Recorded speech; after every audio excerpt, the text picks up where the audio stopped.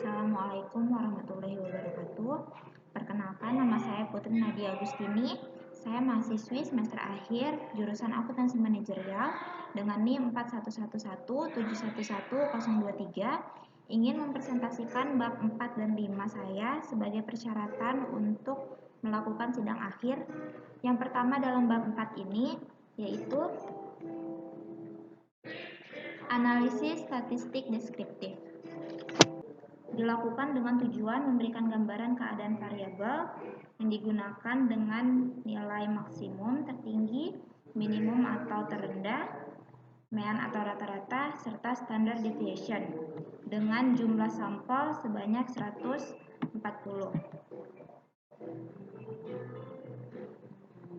Hasil analisis statistik deskriptif sebagai berikut, yaitu net profit margin maksud saya dengan nilai minimum 0,3, maksimum 188,52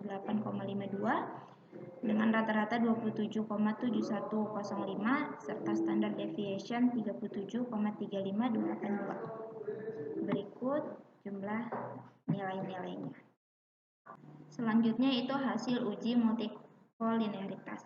Uji ini dimaksudkan untuk menguji variabel independen dan variabel dependen apakah memiliki korelasi yang saling mempengaruhi. Hasil uji multikolinearitas yang wajar sebaiknya tidak terjadi korelasi antar variabel terikat dan variabel bebas. Berdasarkan hasil uji multikolinearitas pada kasus saya, diketahui bahwa semua variabel bebas tidak terdapat gejala multikolinearitas. Hal ini karena nilai tolerans itu lebih dari angka 1 dan nilai VIF itu lebih dari 1. Uji selanjutnya itu hasil uji autokorelasi.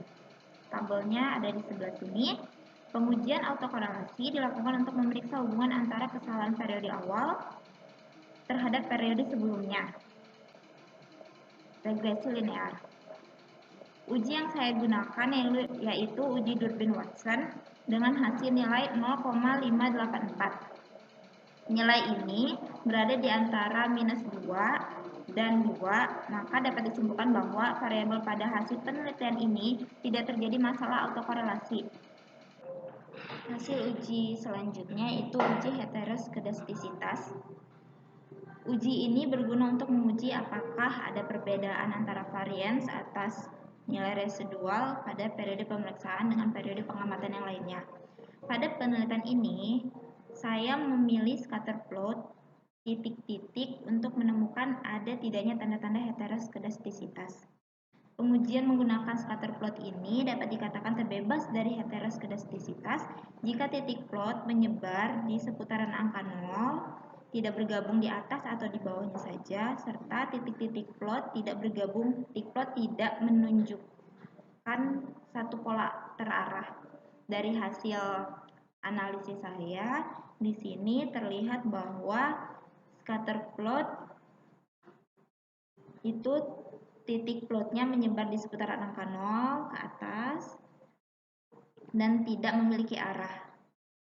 Maka dapat dikatakan hasil penelitian ini terbebas dari uji heteroskedastisitas. Yang selanjutnya itu hasil uji hipotesis. Pengujian pada penelitian ini dilakukan untuk memberikan informasi apakah variabel bebas memiliki dampak terhadap variabel terikat.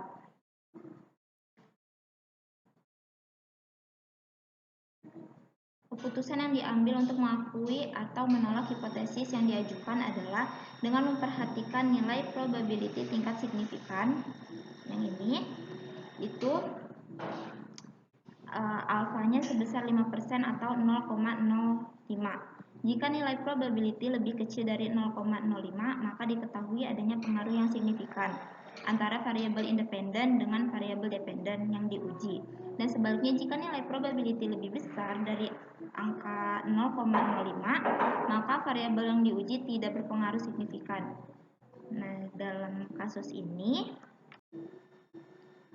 persamaan regresi di sini menunjukkan besarnya pengaruh antara variabel independen terhadap variabel dependennya sendiri.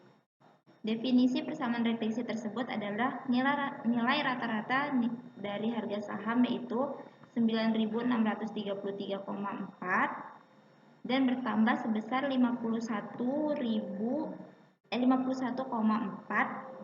jika nilai NPM naik 1 satuan dan berkurang sebesar 21.313 jika variabel common size naik 1 satuan dan bertambah 60,345 jika price book value naik 1 satuan dan jika price earning ratio naik 1 satuan itu nilainya bertambah 17,885 dan akan berkurang 1027 jika debt to equity ratio naik 1 satuan. Hal ini asumsinya apabila jika terjadi kenaikan atau penurunan, maka variabel lain nilainya tetap. Persamaan regresi di kasus ini dapat ditarik kesimpulan bahwa nilai NPM, common size, nilai NPM, price book value, price earning ratio memiliki pengaruh yang positif terhadap harga saham dan memiliki arah, sedangkan nilai common size dan DER itu memiliki pengaruh yang negatif karena memiliki hasil yang negatif. Berikut ringkasan hasil uji hipotesis. Untuk hipotesis 1 di bab 3 saya menetapkan net profit margin berpengaruh signifikan secara parsial terhadap harga saham, tetapi faktanya nilai signifikan sebesar 0,221 yaitu lebih besar dari 0,05. Untuk itu hipotesis 1 itu tidak terdukung. Untuk hipotesis 2 sama, common size berpengaruh signifikan terhadap harga saham, tetapi nilai signifikan sebesar 0,109 yaitu lebih besar dari 0,05.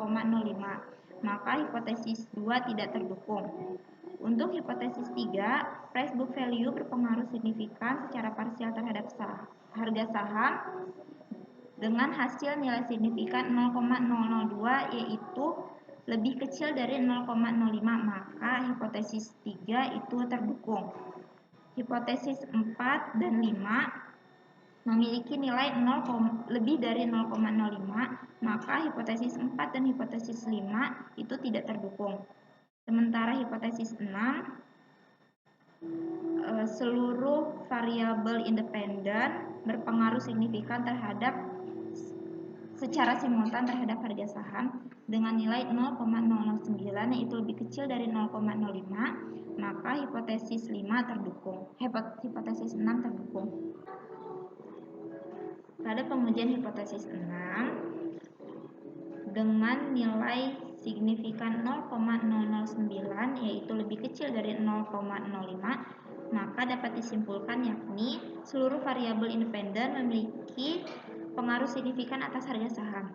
Hasil penelitian ini juga diperkuat dari adanya rasio keuangan DER yang dianggap mampu memenuhi kewajiban dalam menggunakan aset yang dimiliki serta dapat memanfaatkan kewajibannya dalam membiayai kegiatan operasionalnya dan menunjukkan tanggung jawab perusahaan lebih rendah dibandingkan total seluruh kepemilikan perusahaan yang dimiliki sehingga mampu meningkatkan keuntungan bagi pemegang saham. Untuk hasil yang pertama yaitu analisis tersebut memaparkan bahwa pengaruh NPM terhadap harga saham memiliki hasil yang positif namun tidak signifikan. Hal ini artinya terdapat hubungan sejajar antara NPM dengan harga saham. Hasil yang ini menunjukkan bahwa minat para investor dalam memilih perusahaan tidak melihat dari besar kecilnya nilai NPM karena nilai tersebut terbukti tidak mempengaruhi harga saham secara signifikan. Untuk yang kedua, kasus yang kedua, hasil menunjukkan bahwa perusahaan memerlukan biaya yang cukup tinggi untuk berinvestasi aset tidak lancar karena keuangan jangka panjang cenderung naik terhadap total pasifannya. Untuk kasus yang ketiga, hasil hipotesis diterima. Hasil penelitian ini terbukti bahwa sebelum membeli saham, investor akan menghitung nilai PBV pada perusahaan. Apakah PBV tersebut memiliki harga saham yang mahal atau murah, karena nilai PBV merupakan ukuran penting dalam pemilihan harga saham. Untuk kasus yang keempat, dan meskipun pada pendalaman ini PER tidak signifikan oleh harga saham, tetapi PER memiliki nilai positif. Karena pada umumnya semakin tinggi nilai PER, maka investor memiliki harapan besar yang baik terhadap perkembangan emiten, sehingga harga saham tentu meningkat. Tapi hal ini kurang baik untuk para investor berinvestasi dalam jangka panjang, karena saham memiliki nilai volatilitas yang tinggi dan mempunyai risiko yang tinggi pula. Untuk kasus yang kelima, berpengaruh tidak signifikan atas harga saham. Peristiwa ini artinya besar kecilnya nilai harga saham belum bisa dipengaruhi oleh tinggi rendahnya debt to equity ratio. Nyatanya, investor tidak hanya mengedepankan pengertian DR-nya saja, tetapi bagaimana perusahaan melengkapi kewajibannya dalam menyelesaikan hutang, tetapi juga melihat bagaimana perusahaan dapat memanfaatkan hutangnya dalam membiayai kegiatan operasionalnya. Selanjutnya masuk ke kesimpulan. Kesimpulan yang pertama, NPM berpengaruh tidak signifikan terhadap harga saham. Yang kedua, common size tidak berpengaruh signifikan juga terhadap harga saham. Yang ketiga, PBV berpengaruh signifikan terhadap harga saham. Yang keempat dan yang kelima, PER dan DER berpengaruh tidak signifikan terhadap harga saham. Dan yang terakhir, variabel dependen secara simultan berpengaruh signifikan terhadap harga saham. Selanjutnya, keterbatasan penelitian. Yang pertama, data yang dijadikan sampel penelitian terbatas pada emiten terindeks LQ45 tahun 2020 ke 2021 yang terdaftar di BEI, sehingga belum mewakili seluruh emiten yang terdaftar. Yang kedua, periode yang digunakan terbatas pada time series selama 4 tahun, yaitu tahun 2017 sampai tahun 2020, sehingga tahun penelitian yang digunakan belum dapat digeneralisasi secara keseluruhan. Untuk saran dari saya, yang pertama, penelitian selanjutnya diharapkan menambahkan sampel penelitian sehingga tidak hanya perusahaan terindeks LQ45. Yang kedua, penelitian selanjutnya diharapkan menambahkan jumlah periode dan menggunakan periode terbaru yang dikeluarkan perusahaan. Dan yang terakhir, penelitian selanjutnya diharapkan menambah variabel yang memiliki pengaruh terhadap harga saham. Dari hasil penelitian ini membuktikan bahwa masih terdapat faktor-faktor lain yang mempengaruhi harga saham seperti IOS, growth, firm size, and risk. Sekian presentasi bab 4 dan 5 dari saya. Mohon maaf apabila ada kesalahan dan kekurangan. Wassalamualaikum warahmatullahi wabarakatuh.